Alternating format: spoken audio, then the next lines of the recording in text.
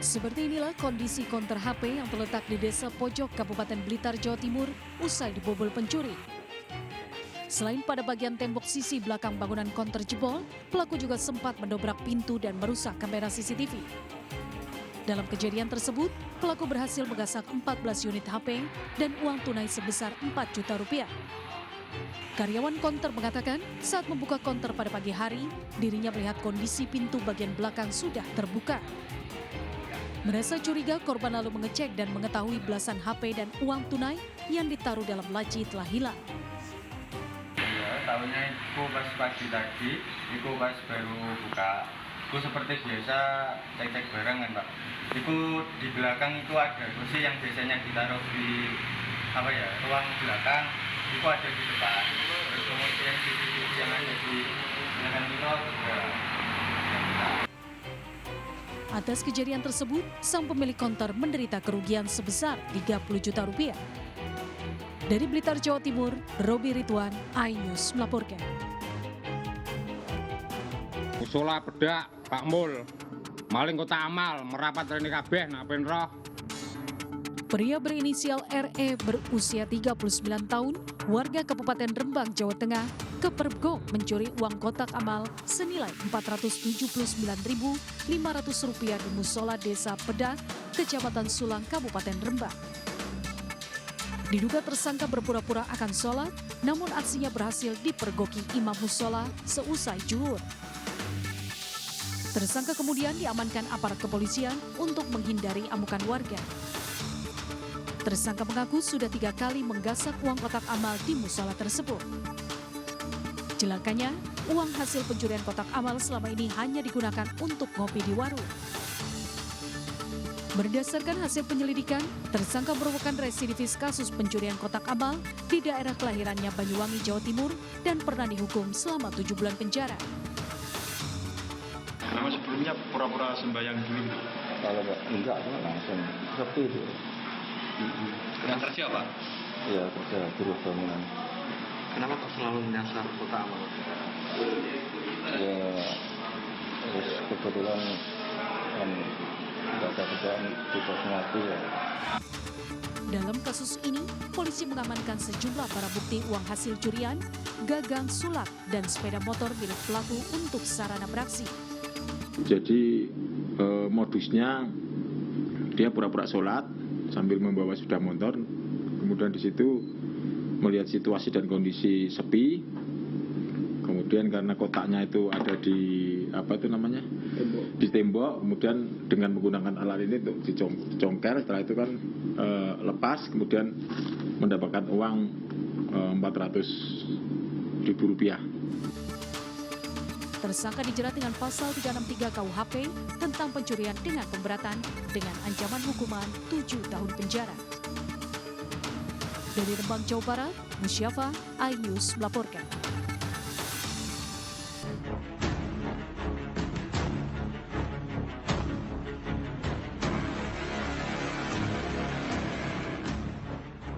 Bang, ngapain sih bolak-balik mulu? Udah kayak setrikaan aja ya. Aksi ini sengaja dilakukan karena si abang ini sedang berniat mencuri cekiders. Usaha pertama mencurinya sempat gagal tuh. Namun dirinya tak pantang menyerah cekiders. Merasa kondisi sudah aman, si abang kembali merogoh laci kasir lalu mengambil sebuah ponsel. Nah, bagi yang mengenal si abang ini, langsung tangkap atau berhati-hati ya, jangan sampai jadi korban berikutnya. Infonya, aksi pencurian ponsel ini terjadi di wilayah Depok, Jawa Barat.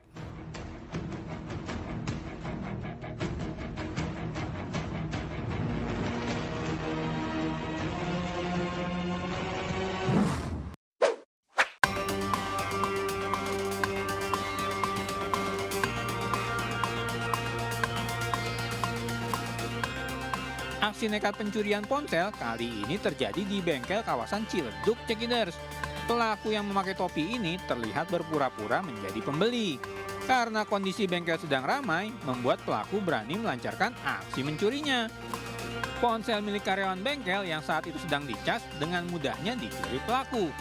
Tak mau aksinya ketahuan, maka pelaku dengan cepat meninggalkan lokasi.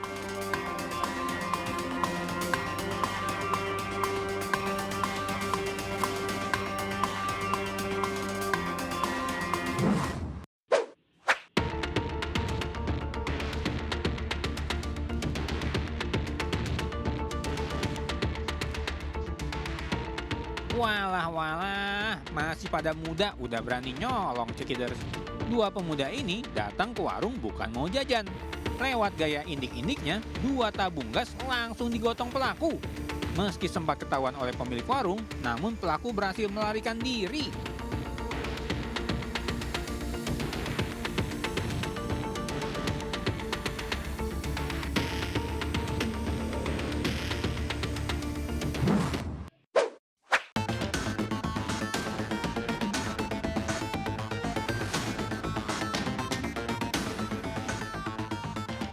Yang namanya maling itu nggak lihat umur cekiders. Selagi ada kesempatan mencuri, disitulah si maling beraksi. Aksi maling tabung gas milik warga ini terekam kamera CCTV. Pelaku ternyata seorang bapak-bapak yang sudah berumur. Awalnya pelaku terlihat sedang berjalan-jalan di area rumah warga.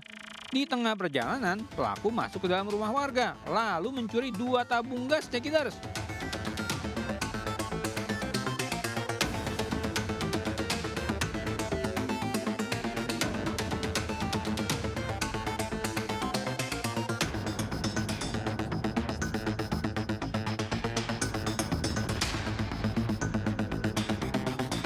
Pemirsa, diduga mengantuk, sebuah truk tangki Pertamina menabrak rumah di Kabupaten Maros, Sulawesi Selatan.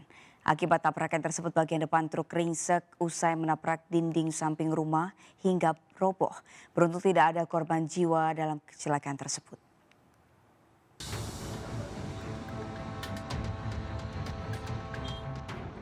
Sebuah truk tangki Pertamina mengalami kecelakaan tunggal dengan menabrak tiang telepon dan dinding samping rumah hingga roboh. Tabrakan yang membuat bagian depan truk rusak parah ini terjadi di Jalan Poros Lau, Maros, Sulawesi Selatan. Kerasnya tabrakan yang membuat suara benturan terdengar, membuat penghuni rumah panik. Saking paniknya, sebagian warga di sekitar lokasi tabrakan memilih menjauh dari truk tangki lantaran takut dari ledakan gas yang dimuat truk tangki ini. Menurut saksi, truk tersebut melaju dari arah Pangkep ke Makassar. Diduga sopir dalam kondisi mengantuk saat tiba di kawasan Lau. Truk tersebut oleng ke kiri lalu menabrak tiang telepon dan rumah warga. Beruntung penghuni rumah yang ditabrak berhasil selamat. Namun sopir truk yang mengalami luka memar di dada langsung dilarikan ke rumah sakit. Mobil tersebut bergerak dari arah Pangkep menuju Maros. Tiba di TKP, pengemudi mengantuk. Kemudian oleng ke kiri lalu menabrak tiang telepon dengan rumah penduduk. Kasus kecelakaan ini masih dalam penyelidikan tim Satlantas Polres Maros. Dari Maros, Sulawesi Selatan, Wahyu Ruslan, iNews melaporkan. Seorang pengendara motor hilang kendali hingga menabrak bengkel motor yang menjual bensin eceran dan meledak. Pemilik bengkel yang berada di lantai 2 bengkel tersebut menjadi korban tewas akibat terbakar di sekujur tubuhnya akibat meledaknya bensin eceran tersebut.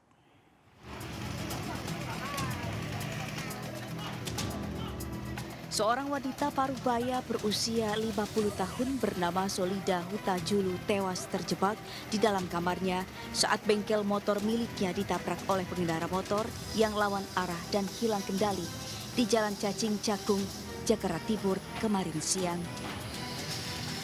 Petugas pemadam kebakaran dengan menggunakan alat berat dan gerinda berusaha menjebol tembok kamar korban yang terletak di lantai 2 untuk menyelamatkan korban. Namun naas korban tidak tertolong. Korban tewas dengan luka bakar di sekujur tubuh saat ditemukan di dalam kamarnya. Sementara itu wanita pengendara motor yang menjadi penyebab kebakaran dilarikan ke rumah sakit terdekat karena mengalami luka bakar serius. Kebakaran ini penyebabnya apa sih Bang? Tadi katanya ada yang melanggar lalu lintas gitu ya Bang ya?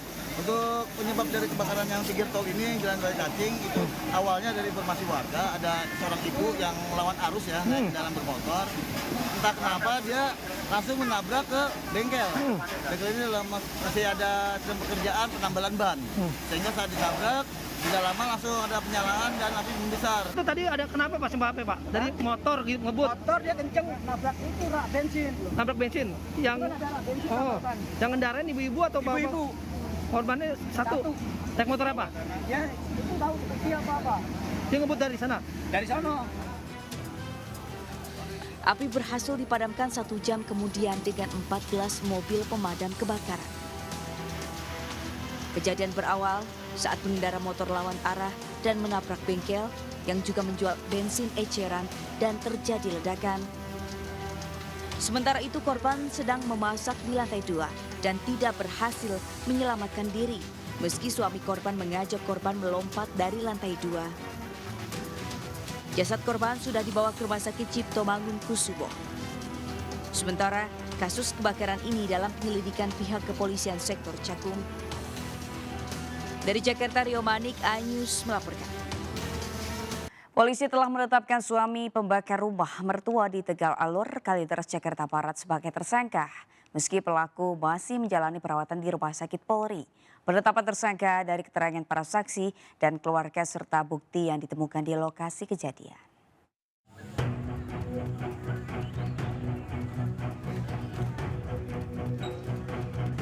Akibat cekcok dengan istri seorang pria di Tegal Alur, Kalideres, Jakarta Barat, nekat membakar rumah mertuanya.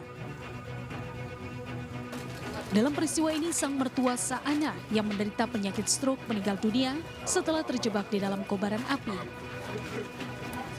Tak hanya itu, sang istri dan pelaku juga mengalami luka bakar sebanyak 40% dan kini dirawat di Rumah Sakit Polri.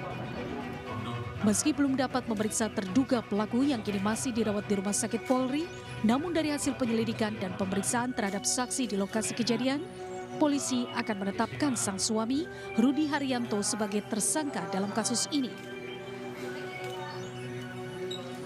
Suami dari korban itu melakukan tindakan membakar rumah orang tua korban. Yang kebetulan ketika korban dengan istrinya ada permasalahan rumah tangga dan si istri menggugat cerai.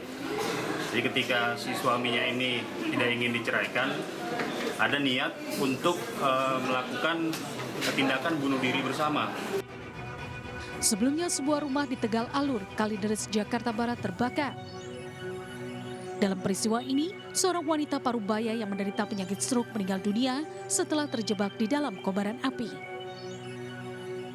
Dari informasi warga dan petugas pemadam kebakaran, peristiwa ini disebabkan secara sengaja setelah pemilik rumah berupaya bunuh diri dengan menyiramkan bensin ke badannya dan istrinya.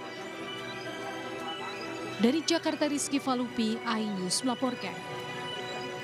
Setelah 1 minggu dirawat di Rumah Sakit Polri Kramat Jati, Jakarta Timur, balita yang dianiaya pacar tantenya akhirnya tewas. Sementara Kepolisian Metro Jakarta Utara mengungkap hasil otopsi jenazah K. Korban tewas karena mengalami patah tulang tengkorak yang mengakibatkan pendarahan dan kerusakan jaringan otak.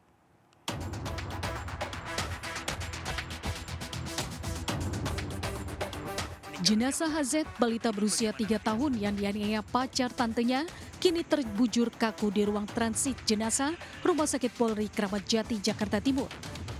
Korban HZ meninggal dunia setelah 1 minggu menjalani perawatan di Rumah Sakit Polri Kramat Jati. Sementara ayah kandung yang menemani korban berharap pelaku penyiksaan terhadap anaknya dihukum seberat-beratnya. Dirinya merasa ditipu tante korban saat menanyakan kondisi anaknya yang dititipkan. Hukumannya seberat-beratnya, kalau bisa hukuman mati. Kalau sih penyiksaannya udah terlalu lama, udah itu sampai mati, anak kecil lagi. Gimana kalau anak kecil dibikin gitu? Kini jasad HZ masih berada di Rumah Sakit Polri Kramat Jati dan rencananya akan dimakamkan oleh keluarga di Bengkulu. Sementara itu Kepolisian Metro Jakarta Utara mengungkap hasil otopsi jenazah bocah Malang yang tewas di tangan ayah kandungnya sendiri beberapa hari lalu. Penyebab tewasnya bocah 11 tahun itu karena mengalami patah bagian tulang tengkorak yang mengakibatkan pendarahan dan kerusakan jaringan otak. Penyebab kematiannya adalah akibat kekerasan tumpul pada dahi kiri serta mengakibatkan pendarahan. Polisi pun telah menetapkan Usmanto sebagai tersangka. Saat ini pelaku pun telah ditahan dan terancam hukuman 15 tahun penjara. Tim Liputan iNews melaporkan.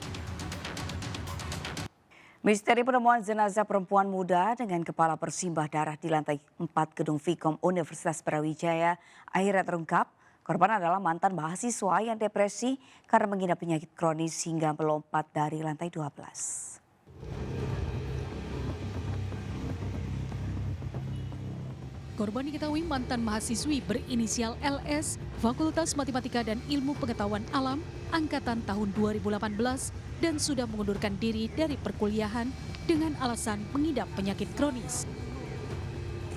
Dari olah TKP, polisi menemukan kacamata dan sepatu milik korban di lantai 12 yang segaris lurus jika ditarik dari titik korban ditemukan di lantai 4. Korban mengakhiri hidupnya dengan cara bunuh diri menjatuhkan itu karena pada saat kita melakukan otopsi luarnya di kamar mayat RSSA itu ada bekas goresan tangan di nadi kiri ini. Kesayatan itu? Ada bekas sayatan. Hasil dari keterangan dokter itu bukan luka di hari itu, karena kalau kita melihat di TKP di lantai 12 itu tidak ada ceceran darah yang di atas. Polisi memastikan jika LS sengaja mengakhiri hidupnya dengan melompat dari lantai 12, terlebih lagi di lengan kiri korban juga ditemukan luka bekas sayatan nadi yang menandakan adanya percobaan bunuh diri sebelumnya. Dari Malang, Jawa Timur, Denny Irwansyah, iNews melaporkan. Pemirsa, untuk ketiga kalinya pesinetron Amar Zoni terjerat narkoba. Penyidik Satuan Narkoba Polres Jakarta Barat menjerat Amar Zoni dengan pasal berlapis atas kepemilikan sabu dan ganja dengan jeratan hukum pidana minimal 4 tahun dan maksimal 12 tahun penjara. 2 kali terjerat narkotika tak mudah membuat pesinetron Amar Zoni jerat. Untuk ketiga kalinya, Amar Zoni kembali terjerat narkoba setelah ditangkap Satuan Narkoba Polres Jakarta Barat di sebuah apartemen di kawasan BSD Serpong, Tangerang Selatan. Dalam penangkapan tersebut, polisi mendapati barang bukti sabu seberat 4,31 gram dan ganja seberat 1,32 gram. Amar Zoni sudah melakukan pemesanan sebanyak 2 kali melalui sang pemasok AH yang ditangkap polisi saat akan melarikan diri di wilayah Ancol, Pademangan, Jakarta Utara. Dalam penangkapan kali ini, polisi tak menjerat Amar Zoni dengan pasal pengguna, melainkan dengan pasal berlapis atas kepemilikan sabu dan ganja dengan ancaman pidana minimal 4 tahun penjara dan maksimal 12 tahun penjara. Jeratan pasal ini diberikan lantaran barang bukti yang ditemukan polisi saat penangkapan melebihi batas surat edaran Mahkamah Agung atau SEMA, yaitu di atas 0,5 gram. Sementara sang pemasok narkotika dijerat dengan pasal pengedaran dengan ancaman pidana penjara seumur hidup atau mati. Jadi terkait dengan AZ ini, bahwa memang dari barang bukti yang berhasil diamankan oleh penyidik, khususnya untuk narkotika jenis sabu, seberat 4,36 gram. Itu cukup untuk mempidanakan yang bersangkutan untuk diproses secara hukum. Dari Jakarta, Rizky Falupi, iNews melaporkan. Pemirsa, calon wakil presiden nomor urut 3 Mahfud MD melanjutkan safari politik di Jawa Barat dengan mengunjungi pesantren Miftahul Huda Tasikmalaya. Mahfud MD yang didampingi Sandiaga Uno berjanji akan memperjuangkan kesejahteraan pesantren dan memberikan gaji tetap kepada guru madrasah.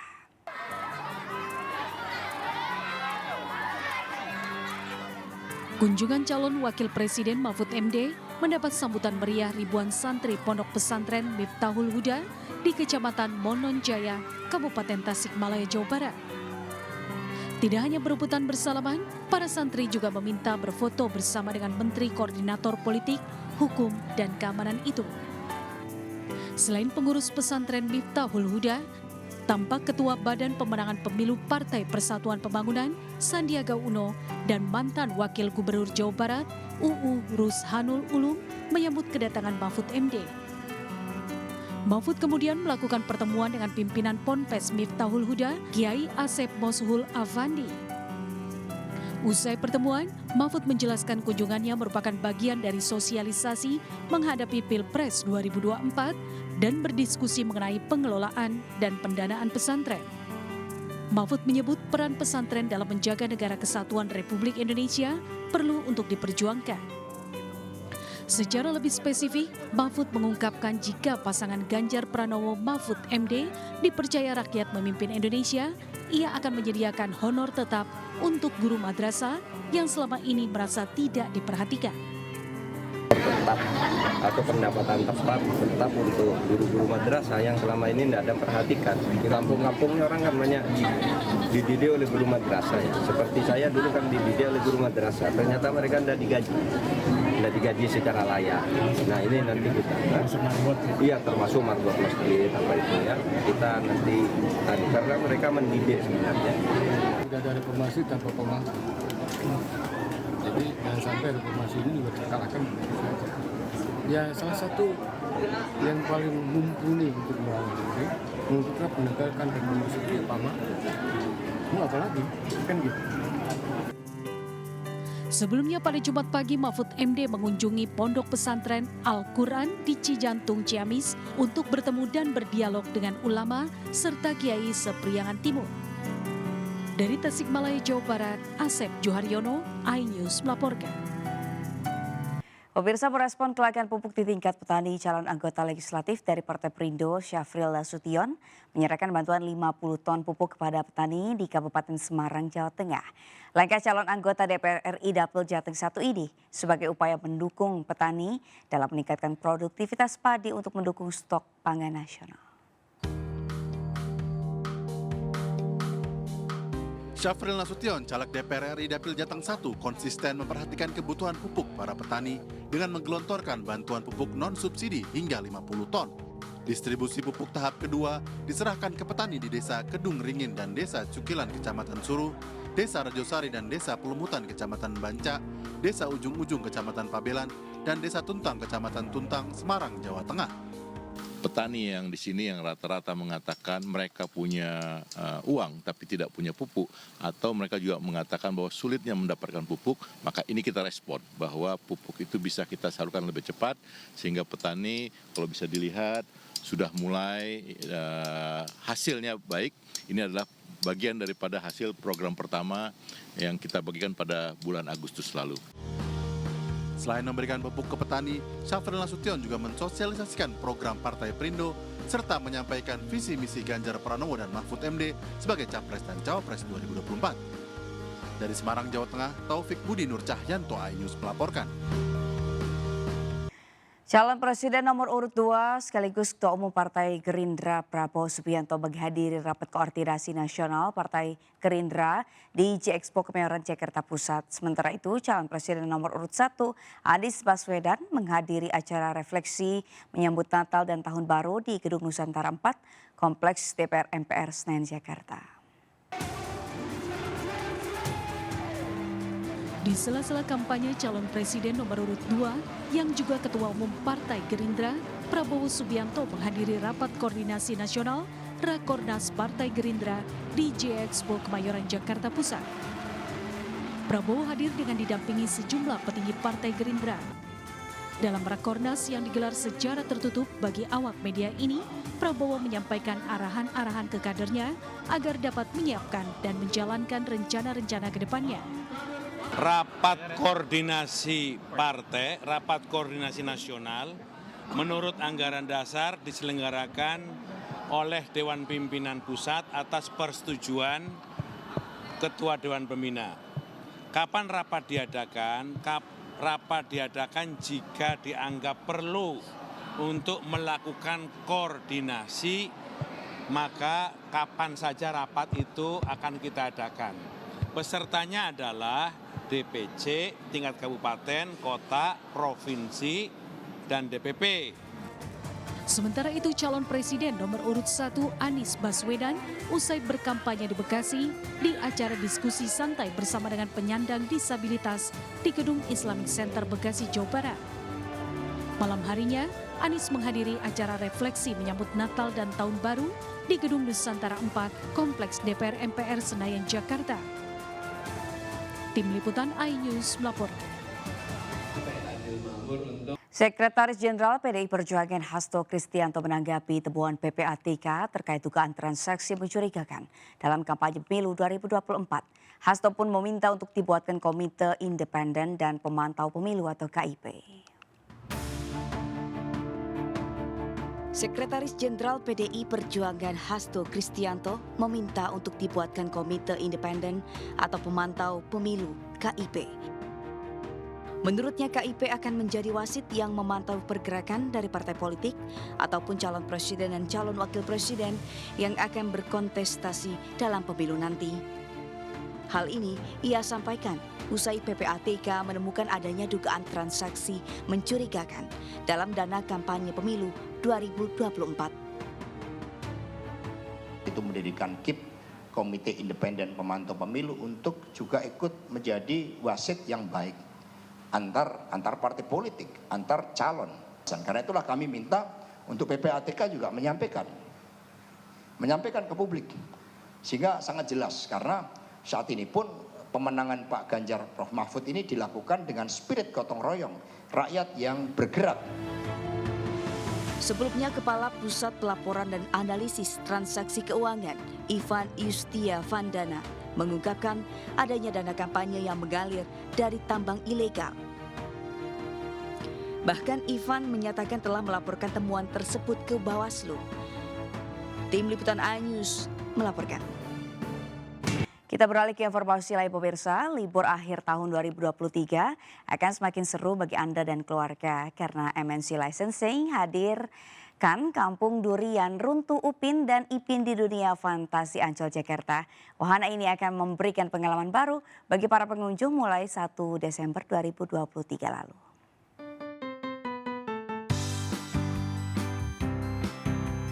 Wahana baru di dunia fantasi Ancol, yaitu Kampung Durian Runtuh Upin dan Ipin, semarakan libur akhir tahun 2023 bagi Anda dan keluarga. Wahana ini dihadirkan MNC Licensing bekerjasama dengan Dunia Fantasi Ancol di area indoor stage Dunia Fantasi Ancol mulai dari tanggal 1 Desember 2023. Kampung Durian itu jadi nanti bagaimana pengunjung diajak ikut serta, dia lihat bagaimana keceriaan, kegembiraan Upin Ipin di Kampung Durian. Ada sekolahnya, ke rumahnya, dan kemudian bisa berfoto bersama. Kolaborasi dengan Dufan ini akan lebih mengenalkan lebih jauh lagi karakter Upin Ipin kepada keluarga Indonesia dan juga masyarakat, dan juga lebih mencintai lagi karakter Upin Ipin dan teman-temannya. Dufan sebagai dunia keajaiban dan kegembiraan keluarga juga memanjakan putra-putri pengunjung dengan berbagai aktivitas seru, seperti menggambar, mewarnai, hingga bermain permainan interaktif dalam nuansa Kampung Durian Runtuh. Seru banget, gamenya juga seru, lucu banget, kayak beneran ngeliat di Durian Runtuh. Tadi juga di situ spot foto-fotonya bagus juga. Mengusung tema kekeluargaan, kebersamaan dan juga keberagaman serta toleransi, Wahana Upin Ipin menjadi pertunjukan perdana di Jakarta yang dapat membawa kegembiraan bagi anak-anak serta keluarga. Dari Jakarta, Anissa Septriani, Muhammad Zulkarnain, iNews melaporkan.